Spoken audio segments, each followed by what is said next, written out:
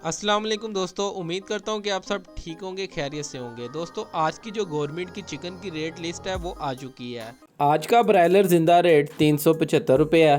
Broiler ज़िंदा परचून rate 383 रुपये है। और ब्रायलर गोश्त जो आज हमें परचून की दुकान से फ़ी किलो मिलेगा 575 रुपये। और दोस्तों, अंडे की पेटी का रेट आज 8,280 रुपये है। और अंडे आज हमें किस रेट पर फ़ी दर्जन मिलेंगे? 280 रुपये।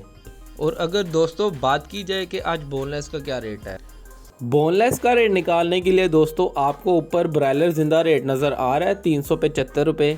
आपने उसको ज़रब देनी है 2.2 के साथ। जब आप 2.2 के साथ ज़रब देंगे तो आपके पास आज का बोनलेस का रेट निकल आएगा। और दोस्तों, अगर जिंगर का रेट निकालना है, थाई का, जो लोग कारोबार कर रहे हैं जिंगर बर्गर का, तो थाई का रेट निकालने के लिए आपने फिर से 375 को ज़रब देनी है 2.4 के साथ। जब आप 2.4 के साथ ज़रब देंगे तो आपके पास आज का थाई का रेट निकल आएगा।